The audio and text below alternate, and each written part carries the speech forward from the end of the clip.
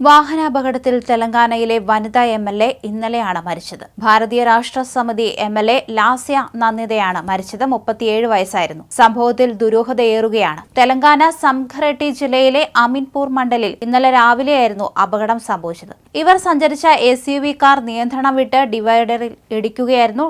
ഉടൻ ആശുപത്രിയിൽ എത്തിച്ചെങ്കിലും രക്ഷിക്കാൻ സാധിച്ചിരുന്നില്ല.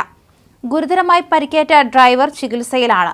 ബസാറയിൽ നിന്ന് ഗച്ചിബൌളിയിലേക്ക് പോവുകയായിരുന്നു ലാസ്യ. ഡ്രൈവർ ഉറങ്ങിപ്പോയതാകാം അപകട കാരണമെന്ന് സംശയിക്കുന്നുണ്ട്. കാറിന്റെ മുൻവശം പൂർണ്ണമായും തകർന്നിരുന്നു. മൃതദേഹം പോസ്റ്റ്മോർട്ടത്തിനായി മാറ്റിയിട്ടുണ്ട്. കഴിഞ്ഞ 13-ന് നർക്കാട് പള്ളിയിലുണ്ടായ ഒരു അപകടത്തിൽ നിന്ന് നിസ്സാര പരിക്കുകളോടെ നന്ദിത രക്ഷപ്പെട്ടത് തലനാരിഴയ്ക്കായിരുന്നു. അന്ന് അവരുടെ ഹോംഗാർഡ് മരിച്ചു. അന്ന് മുഖ്യമന്ത്രിയുടെ റാലിയിൽ പങ്കെടുക്കാനായി നാൽഘട്ടയിലേക്ക് പോകും വഴിയായിരുന്നു അപകടം സംഭവിച്ചത്. 1986-ൽ ഹൈദരാബാദിൽ ജനിച്ച നന്ദിത 10 വർഷം മുമ്പാണ് രാഷ്ട്രീയത്തിൽ എത്തിയത്.